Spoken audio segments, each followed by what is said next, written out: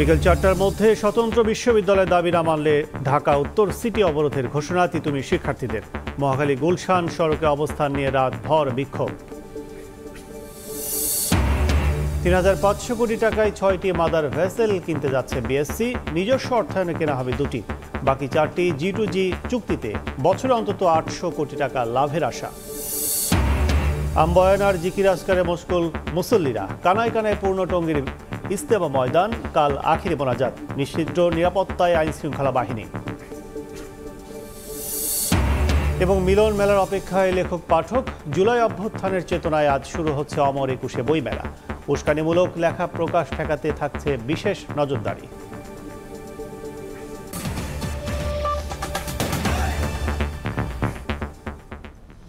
সকালের সময় সঙ্গে আছে আমি কাজল আব্দুল্লাহ। আজ বিকেল 4টার মধ্যে তিতুমির কলেজকে স্বতন্ত্র বিশ্ববিদ্যালয়ে রূপান্তর সহ 7 দফা দাবি আদায়ে আলটিমেটাম দিয়েছেন শিক্ষার্থীরা।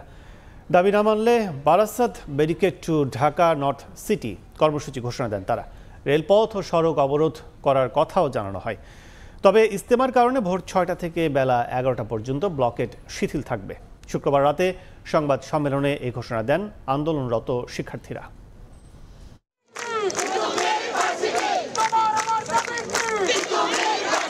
তিতুমির কলেজকে স্বতন্ত্র বিশ্ববিদ্যালয় ঘোষণা সহ 7 দফা দাবিতে কয়েকদিন ধরেই আমরণ অনশন ও বিক্ষোভ কর্মসূচি পালন করছেন শিক্ষার্থীরা। ক্যাম্পাসের সামনে সড়কে অবস্থান নিয়ে বিক্ষোভ করেন তারা। এতে মহাখালী গুলশান সড়কের যান চলাচল বন্ধ হয়ে যায়। শিক্ষার্থীরা বলেন, আশ্বাস নয়, দাবি আদায় না হলে রাজপথেই থাকবেন তারা। বিশ্ববিদ্যালয় হওয়ার জন্য যে কয়েকটা ক্যাটাগরির প্রয়োজন আছে আমাদের এই সরকারি তিতুমির কলেজে সবগুলো ক্যাটাগরি রয়েছে। আমাদের দাবি আদায় না হওয়া পর্যন্ত আমরা আমাদের ভাইদের আমরণ অনশন কর্মসূচি চলবে। আমাদের শিক্ষার্থীর সরকার, আমাদের শিক্ষার্থীর দাবি, এটাতে যেন কোনো প্রাণহানি না ঘটে।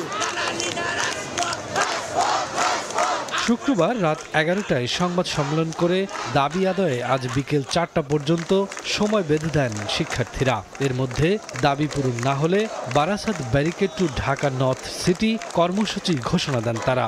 জানান, এর আওতায় থাকবে রেল ও সড়ক পথ। 4টার ভেতর যদি মন্ত্রণালয় থেকে তিতুমির বিশ্ববিদ্যালয় রাষ্ট্রীয়ভাবে স্বীকৃতি না দেওয়া হয়, আমরা Barasat barricade two north city অর্থাৎ উত্তর সিটিকে আমরা ব্লক করে দিতে বাধ্য হব। তবে ইজতেমার জন্য ভোর 6টা থেকে বেলা 11টা পর্যন্ত অবরোধ শিথিল থাকবে বলে জানায় শিক্ষার্থীরা। পরে মধ্যরাতে সড়কের এক পাশ ছেড়ে দিলে মহাখালী গুলশান সড়কের যান চলাচল স্বাভাবিক হয়। শফিকুজ্জামান রুবেল, সময় সংবাদ, ঢাকা। 58তম বিশ্ব ইজতেমার দ্বিতীয় দিনের কার্যক্রম শুরু হয়েছে আম্বয়ানের মধ্য দিয়ে। নামাজের পরে উর্দুতে আম্বয়ান শুরু করেছেন তাবলিগ জামাতের পাকিস্তানের শীর্ষ মুরব্বী মাওলানা খোরশেদ। সকালে শীত উপেক্ষা করে লাখো লাখো ধর্মপ্রাণ মানুষ জড়ো হয়েছেন টঙ্গীর তুরাগ তীরে। আত্মশুদ্ধি, পরকালের মুক্তি লাভের আশায় নানা নসিহতপূর্ণ বক্তব্য শুনছেন আগতরা। এছাড়া খিত্তাভিত্তিক জিম্মাদারের অধীনে নানা ধরনের শরীয়তি প্রশিক্ষণ নিচ্ছেন তারা। এদিকে এখন পর্যন্ত নানা অসুস্থতাজনিত কারণে এবারের প্রথম পর্বের ইজতেমার 2 জনের মৃত্যুর খবর পাওয়া গেছে।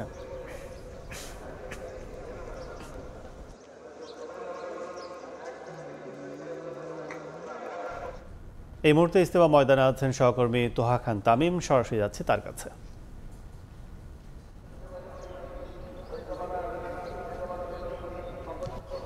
তাবলিগ জামাতের বিশ্ব ইজতেমার এই মুহূর্তে টঙ্গীর তুরাগ তীরে বেশ কুয়াশাচ্ছন্ন পরিবেশ আমরা লক্ষ্য করছি। সকাল থেকে এখন পর্যন্ত কিন্তু সূর্যের যে উঁকিবুকি সেটি আসলে দেখা যায়নি, যদিও দিনের আলো ফুটেছে বেশ কিছুক্ষণ হয়েছে ইতিমধ্যে। এবং এই কুয়াশাচ্ছন্ন পরিবেশ ভেদ করেই যারা মুরব্বীরা রয়েছেন, মুসল্লিরা রয়েছেন, এখানকার যারা আগতরা অংশগ্রহণকারীরা রয়েছেন, তাদের যে কার্যক্রম সেটি চালিয়ে নিচ্ছেন।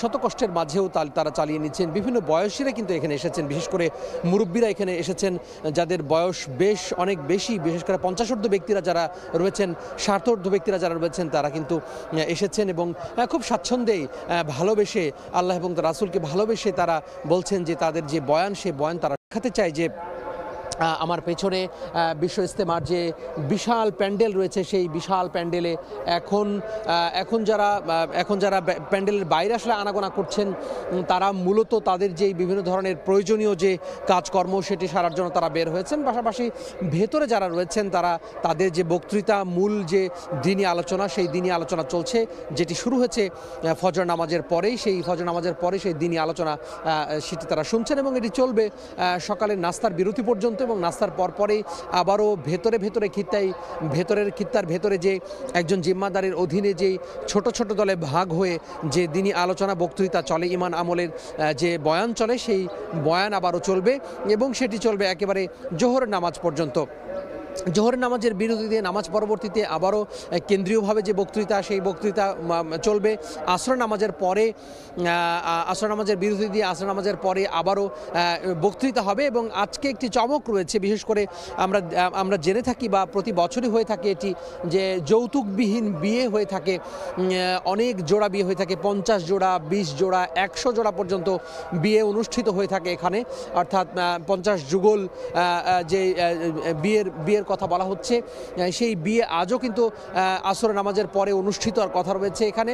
আসর নামাজের পরে যৌতুকবিহীন বিয়ে সেটি অনুষ্ঠিত হওয়ার কথা রয়েছে এবং এটি পরিচালনা করবেন মাওলানা জুবায়ের সাহেব।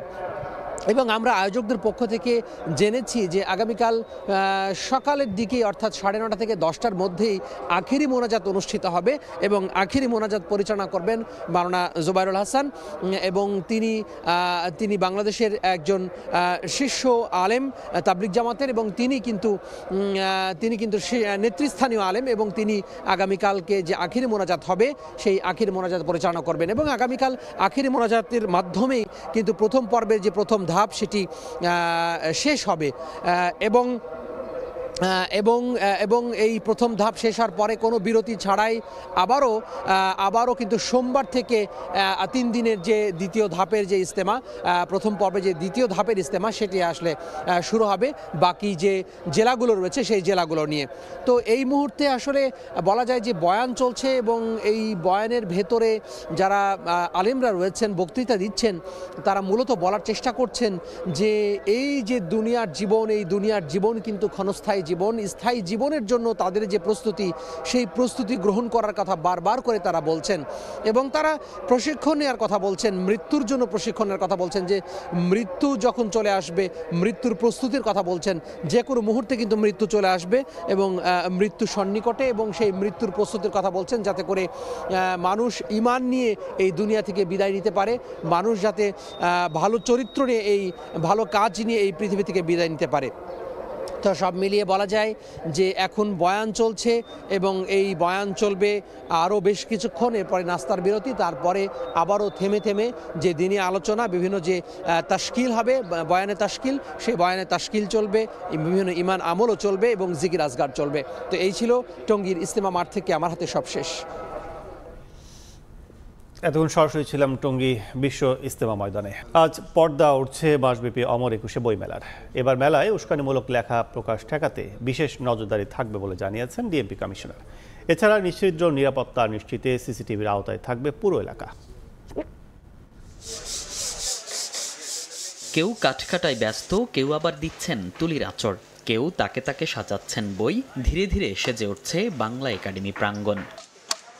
হাতুড়ি, পেরেক আর রং তুলি নিয়ে স্টল সাজানোর কাজে ব্যস্ত শ্রমিকরা। তাদের কাজের গতি বলে দিচ্ছে দরজায় কড়া নাড়ছে বাঙালির প্রাণের অমর একুশে বই মেলা। বছরে একবার আসে তো মোটামুটি আনন্দ সহিত আমরা কাজ করি। অনেক ভালো লাগতেছে, কাজ করতেছি। তো চলে যাব, কাজ শেষ হয়ে যাবে 1 তারিখে, মেলা যখন উদ্বোধন হয়ে যাবে। বিগত কয়েক বছরের তুলনায় বাণিজ্যিক হবে এবারের মেলা, এমনটাই প্রত্যাশা প্রকাশকদের। এবার মেলা অন্যান্য বারের তুলনায় একটু বাণিজ্যিক হবে বলে আমরা আশা করি। পাঠকদের জন্য প্যাভিলিয়ন স্বরূপ আমাদের বিভিন্ন চমক থাকবে। পরিবেশ পরিস্থিতি বিবেচনা করে আসলে কিছু বোঝা যাচ্ছে না যে কি হতে পারে, কি মানুষ একটু আতঙ্কের মধ্যে আছে। শুক্রবার সকালে মেলার সার্বিক নিরাপত্তা ব্যবস্থা দেখতে আসেন ডিএমপি কমিশনার। জানান 24 ঘন্টা বিশেষ নজরদারির আওতায় থাকবে পুরো এলাকা। কোনো বিস্ফোরক দ্রব্য, দাহ্য পদার্থ, মাদক যাতে প্রবেশ না করে তাদের জন্য আমাদের ব্যাপক তল্লাশি থাকবে এবং কোনো বইয়ের ভিতরে এই উস্কানিমূলক কথা লেখা আছে এটার জন্য ওরা স্ক্যানিং করে, ভেটিং করে স্টলে উপস্থাপন করেন। আপাতত দৃষ্টিতে আমি কোনো আশঙ্কা দেখি না। এবারের বইমেলা হবে পলিথিন মুক্ত। এছাড়াও বিশেষ আকর্ষণ হিসেবে থাকবে জুলাই চত্বর, যেখানে ফুটিয়ে তোলা হবে গণ অভ্যুত্থানের চিত্র। রাত পোহালেই ভাষার মাস ফেব্রুয়ারি, তার সঙ্গেই সঙ্গতি রেখে দ্বার খুলবে বাঙালির প্রাণের মেলা অমর ২১শে বইমেলার। লেখক, পাঠক ও প্রকাশকদের পদচারণায় মুখরিত হবে সাহিত্যাঙ্গন, উন্মোচিত হবে সৃজনশীলতার নতুন দ্বার। সেই প্রস্তুতি চলছে দিনভর নানা ব্যস্ততায়। দীর্ঘ ১৬ বছরের স্বৈরশাসনের অবসানের পর নতুন বাংলাদেশে বইমেলার এই আয়োজন ফিরে পাবে নতুন প্রাণচাঞ্চল্য, সেই প্রত্যাশাই সকলের।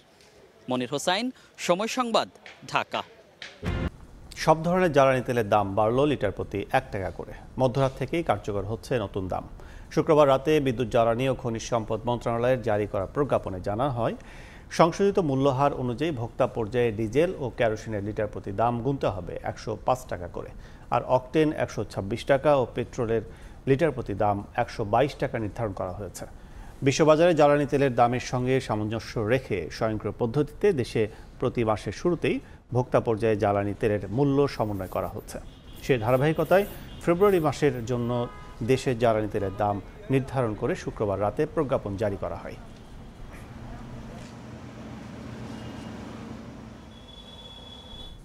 দীর্ঘ ৫ বছর পর ৩,৫০০ কোটি টাকায় ৬টি মাদার ভেসেল কিনতে যাচ্ছে রাষ্ট্রায়ত্ত প্রতিষ্ঠান বাংলাদেশ শিপিং কর্পোরেশন। ৮৫০ কোটি টাকায় নিজস্ব অর্থায়নে 2টি বাল্ক ক্যারিয়ার কিনতে নীতিগত অনুমোদনও পেয়েছে সংস্থাটি। আর G2G পদ্ধতিতে চীন থেকে কেনা হবে বাকি 4টি জাহাজ। এতে বছরের লাভ হবে অন্তত ৮০০ কোটি টাকা। শাখাটুপুর ক্যামেরায় বিস্তারিত কমলদের রিপোর্ট। সর্বশেষ ২০১৯ সালে এমভি, বাংলার অগ্রগতি, বাংলার অগ্রযাত্রা এবং বাংলার অগ্রদূত নামে 3টি ওয়েল ট্যাঙ্কারকে নিজেদের বহরে যুক্ত করতে পেরেছিল বাংলাদেশ শিপিং কর্পোরেশন। এর আগে ২০১৮ সালে বহরে যুক্ত হয়েছিল বাংলার জয়যাত্রা এবং বাংলার অর্জন নামে 2টি বাল্ক ক্যারিয়ার। এরপর আর কোনো জাহাজ বহরে যুক্ত হয়নি। অবশ্য 1988 সালে যুক্ত হওয়া বাংলার সৌরভ ও বাংলার জ্যোতি আগুন দুর্ঘটনার কবলে পড়ায় সম্প্রতি বহর থেকে বাদ পড়ে গেছে। স্বাধীনতার পর 38টি জাহাজের বিশাল বহর নিয়ে যাত্রা শুরু হয়েছিল রাষ্ট্রায়ত্ত প্রতিষ্ঠান বাংলাদেশ শিপিং কর্পোরেশনের। কিন্তু কমতে কমতে এখন চলাচল উপযোগী জাহাজের সংখ্যা মাত্র 5টি। তবে এই বহরে নতুন 6টি জাহাজ যুক্ত হলে বাংলাদেশের সমুদ্র পরিবহন বাণিজ্যে নতুন দিগন্তের সূচনা হবে, এমনটি বলছেন ব্যবসায়ীরা। পরিকল্পনা অনুযায়ী একেবারে বাংলাদেশ শিপিং কর্পোরেশনের নিজস্ব অর্থায়নে 800 থেকে 850 কোটি টাকায় কেনা হবে 2টি বাল্ক ক্যারিয়ার। প্রতিটি 55 থেকে 66 হাজার মেট্রিক টন পণ্য বহন সক্ষমতার এসব বাল্ক ক্যারিয়ার কিনতে ইতিমধ্যে বোর্ড অনুমোদনও দিয়েছে। পরিকল্পনা কমিশন হয়ে একনেকে পাশ হলো শুরু হবে এই 2টি বাল্ক ক্যারিয়ার কেনার চূড়ান্ত প্রক্রিয়া। টেন্ডারের প্রসেসের অংশ হিসাবে ফাইনাল অনুমোদন আমরা ক্যাবিনেট কমিটি ফর গভর্নমেন্ট পারচেসের মাধ্যমে ফাইনাল অনুমোদন পেলে আমরা আশা করছি আগামী 3 থেকে 4 মাসের মধ্যে আমাদের বহরে 2টি 55,000 থেকে 66,000 সম্পন্ন ডেডওয়েট টনেজ সম্পন্ন 2টি বাল্ক ক্যারিয়ার আমাদের বহরে সংযুক্ত হবে। এদিকে G2G চুক্তির আওতায় চীন থেকে আরও 4টি মাদার ভেসেল কিনতে যাচ্ছে বিএসসি। এজন্য বাজেট ধরা হয়েছে প্রায় 2,600 কোটি টাকা।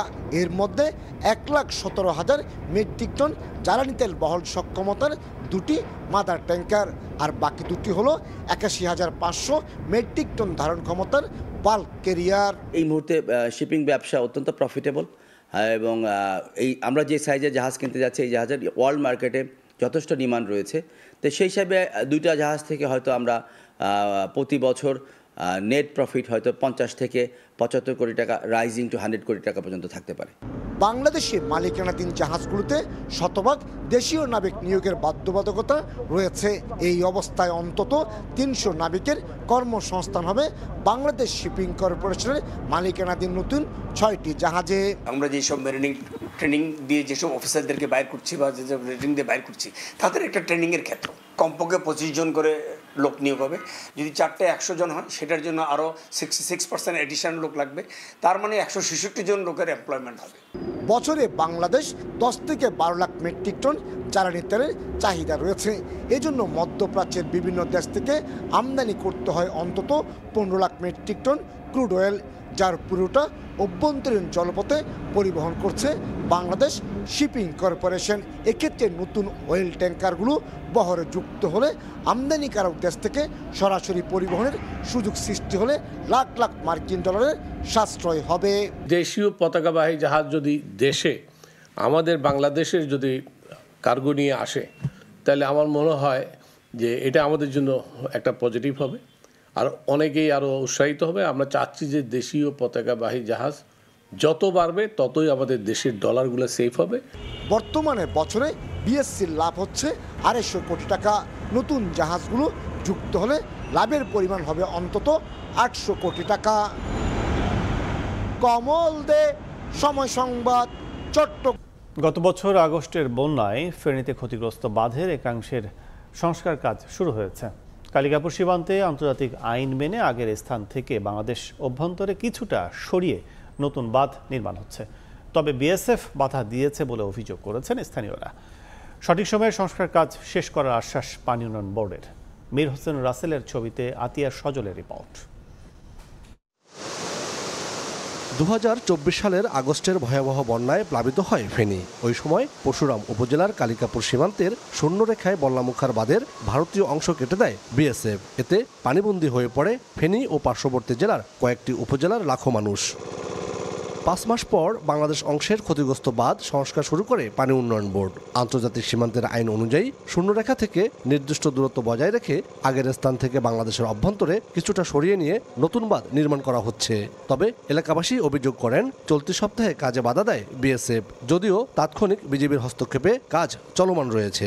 যখন কাজ চালু করছি তখন বিএসএফ আসলে পতাকা নিয়ে আসছিল। 3 দিন কাজ বন্ধ রাখার জন্য বলছে, বিজিবি আসি বলছে যে কাম চলবে, কাম বাধা নাই। বিজেপি বলছে তো আপনারা বন্ধ রাখেন না, খুব দ্রুতভাবে কাজ চালাই যান। তারা আমাদেরকে হামকি দুমকি দিচ্ছে, অস্ত্রের ভয় দেখাচ্ছে, আমাদেরকে প্রতিনিয়ত আমাদের বল্লামুখা বেড়িবাঁধের কাজে তারা প্রতিবন্ধকতা সৃষ্টি করছে। আমাদের একটাই দাবি থাকবে, সেটা হচ্ছে যে এখানে টেকসই বেড়িবাঁধ নির্মাণ। পানি উন্নয়ন বোর্ড বলছে সঠিক সময়ে সংস্কার কাজ শেষ হবে, আর আন্তর্জাতিকভাবে কোনো বিরোধ যেন না হয় সেজন্য সংশ্লিষ্ট বিভাগগুলোকে চিঠি দেওয়া হয়েছে। বল্লারমুখের বিদ্যমান যে বাঁধ আছে সেটা কিছুটা নোম্যান্স ল্যান্ডের মধ্যে আছে। বাংলাদেশ পানি উন্নয়ন বোর্ড এ বিষয়ে আগাম ব্যবস্থা হিসাবে বিজিবি 4 ব্যাটালিয়ন, এছাড়াও কুমিল্লা সেক্টর এবং যৌথ নদী কমিশনের মাধ্যমে দুই দেশের সরকারের মধ্যে যোগাযোগের জন্য পত্রালাপ শুরু করছে। পানি উন্নয়ন বোর্ডের তথ্য মতে গত বছরের আগস্টের বন্যায় ক্ষতিগ্রস্ত বাঁধ সংস্কার করতে ব্যয় হবে 20 কোটি 68 লাখ টাকা। আতিয়া সজল, সময় সংবাদ, ফেনী। নলকূপ বিকল হওয়ায় কুমিল্লা সিটি কর্পোরেশনে 12টি পাম্প স্টেশন বন্ধ। এলাকাবাসীর অভিযোগ, বিল দিয়েও মিলছে না পানি। কোনো কোনো এলাকায় আবার সরবরাহ করা হচ্ছে দূষিত পানি। এতে ক্ষুব্ধ নগরবাসী। শিগগিরই বিকল নলকূপ মেরামত ও বিকল্প উৎস থেকে পানি সরবরাহের আশ্বাস সংশ্লিষ্টদের। বাহার রায়হানের পাঠানো তথ্য, ছবি নিয়ে রিপোর্ট। কুমিল্লা নগরীর পুরাতন চৌধুরীপাড়া পাম্প স্টেশন গত 6 মাস ধরে বিকল হয়ে পড়ে আছে পানি উত্তোলনের গভীর নলকূপ, অথচ মাসিক 200 টাকা বিল পরিশোধ করছেন সেখানকার গ্রাহকরা। ভূগর্ভস্থ পানির উপর সম্পূর্ণ নির্ভরশীল কুমিল্লা সিটি কর্পোরেশন কর্তৃপক্ষ, অথচ নগরীর 32টি পাম্প স্টেশনের মধ্যে নলকূপ বিকল হওয়ায় বর্তমানে বন্ধ 12টি স্টেশন। এলাকাবাসী বলছে বিল দিলেও মিলছে না পানি। কোনো কোনো এলাকায় আবার সরবরাহ করা হচ্ছে নোংরা পানি। এতে ক্ষুব্ধ নগরবাসী। জনগণ পানি পাচ্ছে না, ঠিক মতো গোসল করতে পারছে না। 1টার দিকে দেয়, এরপর 2টার দিকে বন্ধ করে দেয়। কালা পানি এমনই আসবে, কয়েকদিন ঠিক হয়ে যাবে, সে এগুলি বলে। শিগগিরই বিকল নলকূপ মেরামত ও বিকল্প উৎস থেকে পানি সরবরাহের আশ্বাস সংশ্লিষ্ট বিভাগগুলোর। তাড়াতাড়ি আমরা টিউবওয়েলগুলো মেরামত করে ফেলবো এবং আগামী সপ্তাহের মধ্যেই আপনি একটা রেজাল্ট পাবেন। আপনারা বর্তমান যে এক্সিস্টিং পাইপলাইন সিস্টেম আছে, পানি সরবরাহ ব্যবস্থা আছে, সেটাকে বহাল রেখে এটার ক্যাপাসিটি কিভাবে বাড়ানো যায় সেই লক্ষ্যে আমরা কাজ করছি। কুমিল্লা সিটি কর্পোরেশনে দৈনিক পানির চাহিদা 2 কোটি লিটার। আবাসিক, প্রাতিষ্ঠানিক ও বাণিজ্যিক মিলিয়ে 3299টি গ্রাহক রয়েছে। সময় সংবাদ, কুমিল্লা। ফেনীর 43টি ইউনিয়ন পরিষদের 42টিতে নেই চেয়ারম্যান সহ জনপ্রতিনিধি। জন্ম নিবন্ধন সহ নানা সনদপত্র পেতে চরম ভোগান্তিতে সেবা প্রত্যাশীরা। স্থানীয় সরকার বিভাগ বলছে ইউনিয়ন পরিষদের কার্যক্রম সচল করতে উদ্যোগ নেওয়া হয়েছে।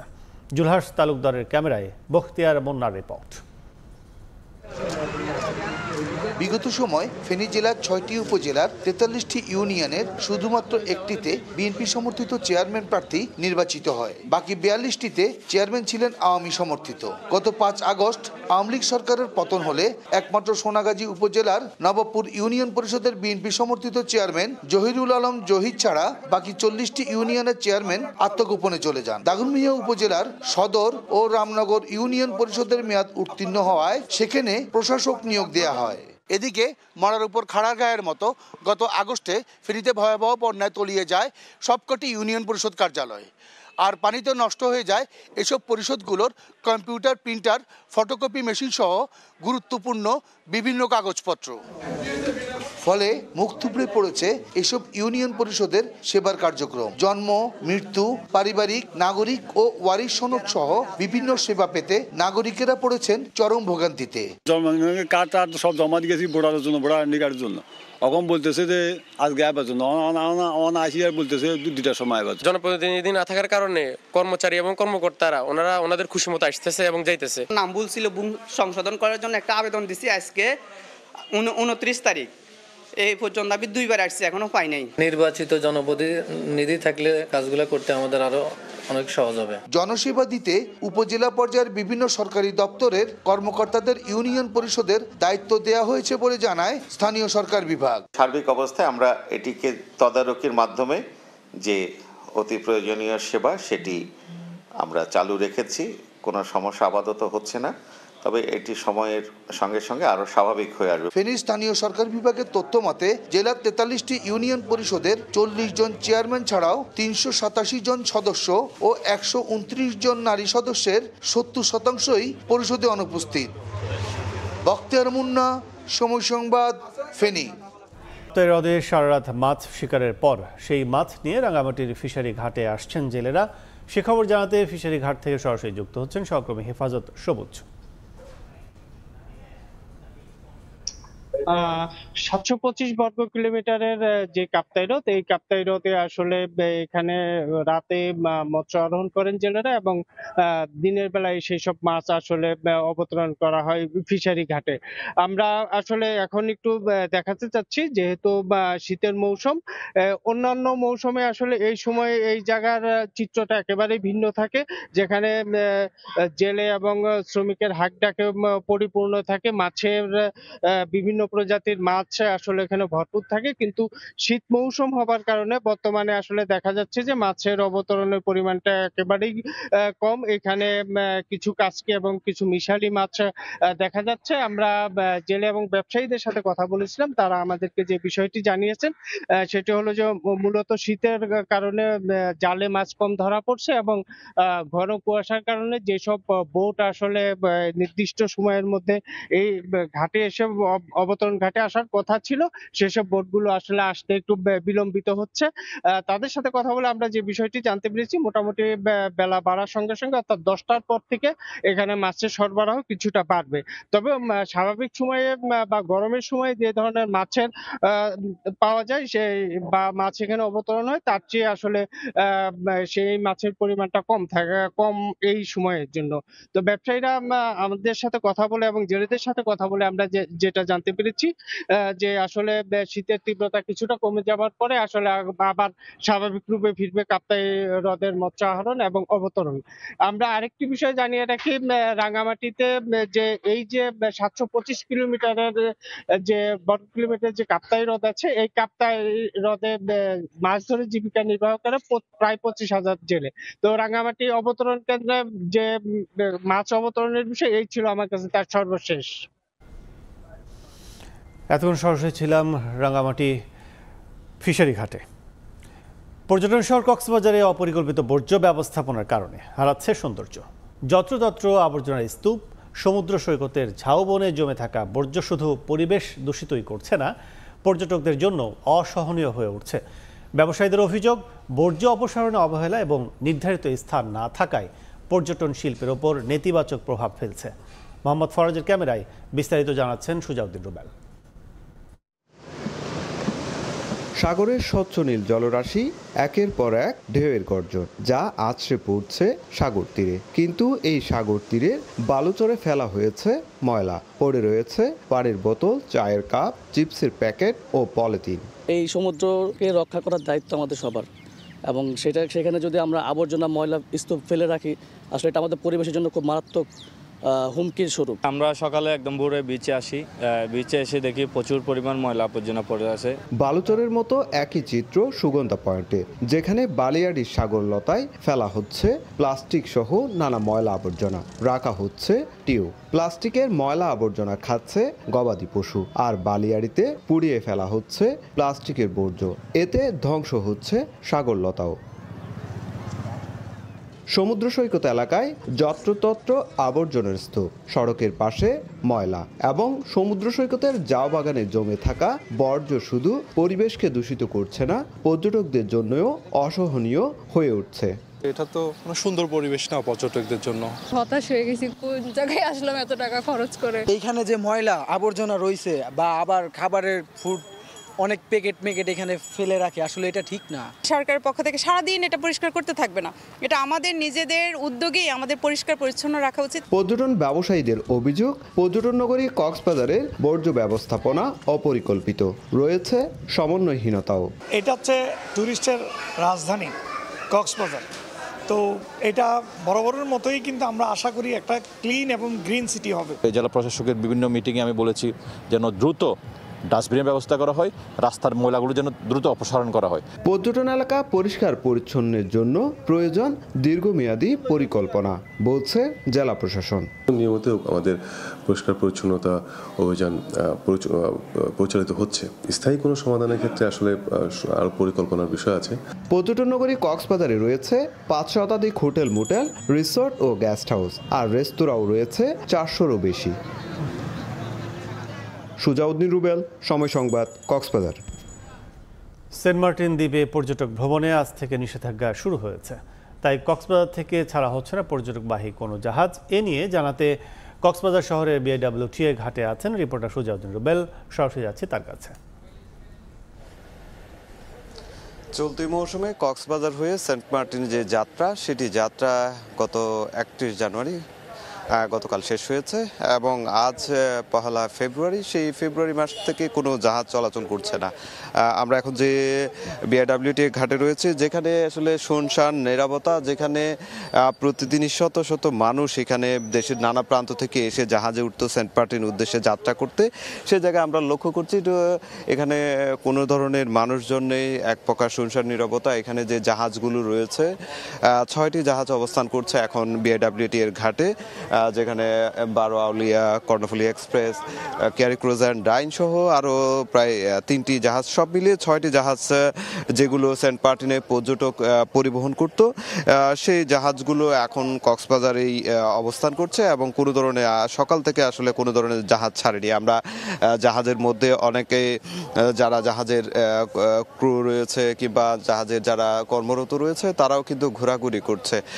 তার পাশাপাশি যদি চিত্রটা যদি বলতে হয়, কক্সবাজার বিআইডব্লিউটি ঘাটের যে আশপাশে যে চিত্র, যেখানে টিকিট কাউন্টার ছিল, সেই টিকিট কাউন্টার এখন বন্ধ রয়েছে এবং তালাবদ্ধ অবস্থায় রয়েছে। পাশাপাশি এখানে শত শত ইজি বাইক কিংবা যে মিশুক গাড়িগুলো ছিল, যেখানে সকালে পর্যটক পরিবহন করত, সেই ইজি বাইক কিংবা নানা ধরনের যে যানবাহন ছিল, সেগুলো কোনো ধরনের ফাঁকা রয়েছে। পাশাপাশি যে দোকানপাটে নাস্তা করতো সকালবেলা পর্যটকরা এসে জাহাজে ওঠার আগে, সেই পুরো এলাকার চিত্র কিন্তু এখন শুনশান নিরাপত্তা, যার কারণে সকালে আমরা লক্ষ্য করছি বেশ কয়েকজন পর্যটক এখানে এসে ঘুরে গিয়েছেন। তারা মনে করেছিলেন সেন্ট মার্টিন যাত্রা করতে পারবেন, কিন্তু আজ থেকে যে সেন্ট মার্টিন যাত্রা বন্ধ, সেটি অনেকে জানতো না, যার কারণে অনেকে এসে হতাশ হয়ে ঘুরে চলে গেছে। তবে প্রশাসন যেহেতু বন্ধ হয়ে গেছে, সেক্ষেত্রে কোনো জাহাজ চলাচল করবে না এবং কোনো পর্যটক সেন্ট মার্টিনে যেতে পারবেন না, যার কারণে তারা এরই মধ্যে এখানে খুব কড়াকড়ি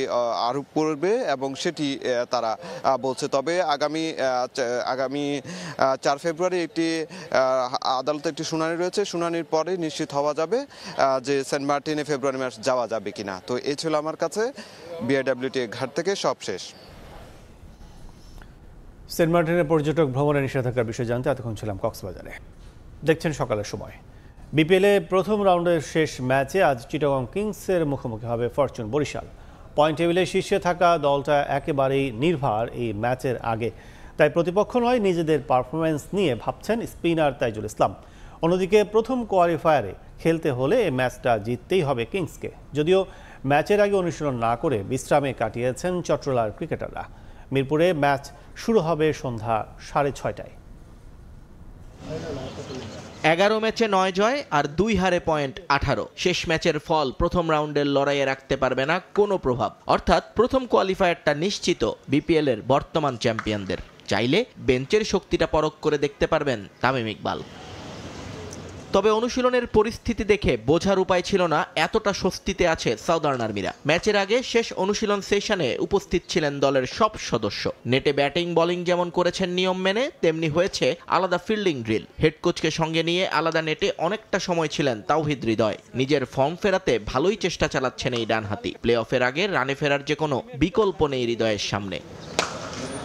অনুশীলনে মনোযোগী ছিলেন বোলাররাও। চিটাগংয়ের ব্যাটারদের পরীক্ষা নিতে তৈরি হচ্ছেন সবাই। পেসার স্পিনার দুই ডিপার্টমেন্টেই কিংসকে বিপাকে ফেলতে চান তারা। যদিও প্রেস কনফারেন্সে আসা তাইজুল নিশ্চিত নন নিজের খেলা নিয়ে। ব্যক্তিগত লক্ষ্য বাইরে রেখে দলীয় রেজাল্টটাকেই বড় করে দেখছেন এই বাঁহাতি। তাই তো নিজের চেয়েও এগিয়ে রাখলেন দুই জুনিয়র সতীর্থকে। এই বিষয়ে আসলে এখনো কোনো ডিসিশন হয় নাই, বাট ওভারঅল সবাই প্রস্তুত আছে। এখন কে কখন খেলবে আসলে এটা টিম ম্যানেজমেন্ট বুঝবে। যেহেতু ফর্মেটে আমাদের ন্যাশনাল টিমের যে দুইজন আছে ওরা রিপ্রেজেন্ট করতেছে, তানভীর আর রিশাদ। প্রথম কোয়ালিফায়ারে বরিশালের সম্ভাব্য প্রতিপক্ষ রংপুর অথবা চিটাগং। অতীত ইতিহাস মনে রাখলে চিটাগংকেই সেখানে চাইবে সাউদার্ন আর্মিরা। তবে রংপুর হলেও ভীত নয় চ্যাম্পিয়নরা। যে কোনো বাধা পেরিয়ে শিরোপার পথে এগিয়ে যেতে চায় ফরচুন বরিশাল। যার সাথেই খেলি না কেন ভালো খেলাটা ইম্পর্টেন্ট, এবং আমাদের আসলে চোখ একদিকেই যে ট্রফির দিকে আর কি। হ্যাঁ, তো আমরা সেটা করার জন্য আমাদের জন্য যেটা বেটার হবে আমরা সেটাই করব, এবং আমরা কাপ নেওয়ার চিন্তা ভাবনা করবো ইনশাল্লাহ। এদিকে প্লে অফ নিশ্চিত হয়ে গেছে চিটাগং কিংসের। ক্রিকেটারদের পারিশ্রমিক ইস্যুতে মাঠের বাইরে টালমাটাল অবস্থায় থাকলেও 22 গজে দুর্দান্ত ফর্মে শরীফুল খালেদরা। বরিশালকে হারিয়ে এবার কোয়ালিফায়ার খেলতে মরিয়া তারা। নিয়ন মোহাইমেন, সময় সংবাদ। সকালের সময় শীর্ষ সংবাদগুলো জানিয়ে দিচ্ছে আরেকবার।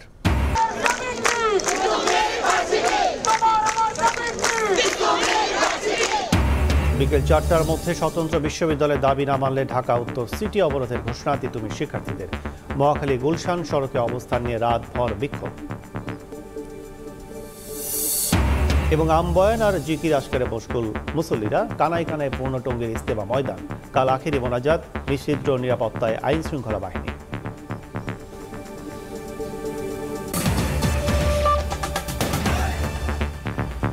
এই ছিল সকালের সময়। সঙ্গে থাকুন সময়ের।